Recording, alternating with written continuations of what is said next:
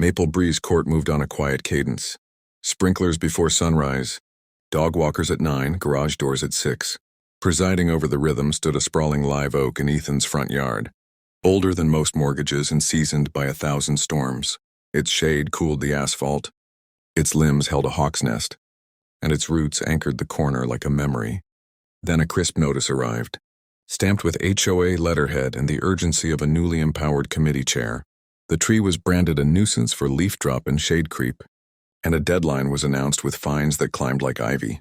Neighbors lingered by mailboxes longer than usual. Some approved with folded arms, others looked away with uneasy sympathy. Ethan traced the bark's ridges and understood the new boundary in the neatly edged grass. The HOA had taken its shot. He would not cut the tree. By sundown, the cul-de-sac was choosing sides and attention tightened. The next move was never going to be quiet. The escalation arrived with flyers, tucked under wipers and posts on the neighborhood app, each echoing the same complaint about fallen leaves, cracked pavers, and diminished curb appeal. Karen, now the face of enforcement, stacked violations like coasters, weed control, mailbox paint, and the oak again for good measure. A paper trail fluttered behind her, heavy with exclamation marks. Ethan responded with a different stack. The city's arborist email confirmed heritage status by trunk diameter. A clause in the CC&Rs defined nuisance vegetation only when hazards were present. And a state statute forbade disturbing active nests in breeding season. Certified envelopes went out with tracking numbers. Cameras went up over the driveway. Neighbors found themselves nodding at whichever stack best matched their weekend plans. The tree stood exactly where it had for decades, indifferent to commentary. And the hawk watched the cul-de-sac like a referee with better places to be. By week's end, impatience pressed for a louder referee. The louder referee arrived as a patrol car idled at the curb, summoned by a report of an immediate hazard. Earlier that morning, a crew truck had rolled in, orange vests and a chainsaw test whine announcing intent. The oak's canopy swayed, the hawk launched, and the cul-de-sac lined itself with phones and folded arms. Officers stepped into a puzzle of property surveys and HOA letterhead. The crew pointed to a contract. Ethan held up arborist paperwork and a city ordinance about permits for heritage trees.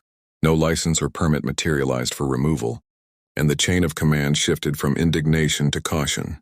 The officers shut down the work as a civil dispute, with potential criminal penalties if removal continued without a permit.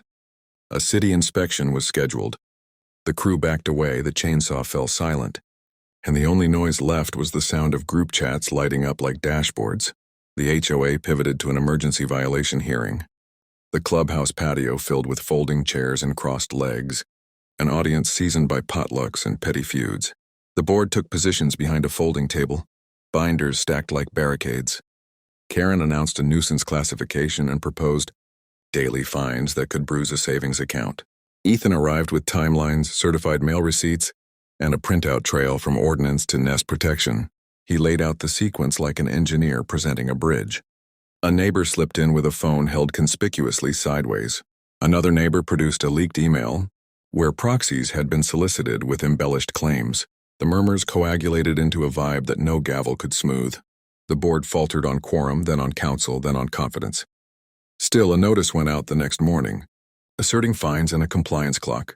The video clips from the patio hit the neighborhood app and then jumped platforms, drawing comments from strangers who loved a tidy villain and a steady tree. The algorithm had joined the audience.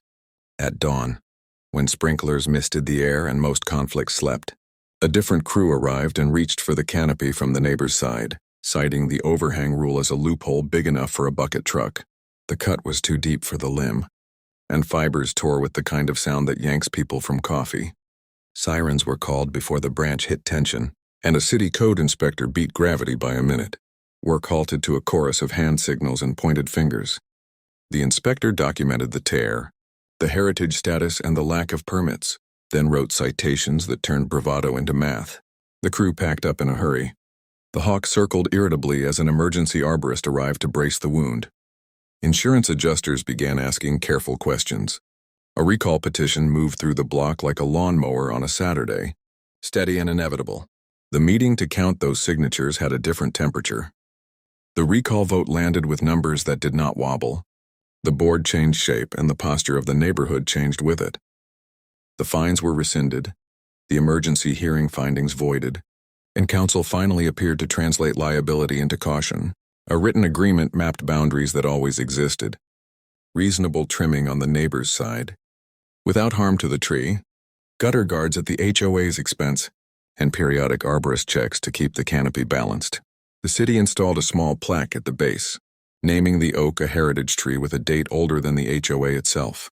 The hawk returned to routines unbothered by paperwork. Weekend walks found shade again without commentary. The viral clips drifted downstream, replaced by new outrage elsewhere.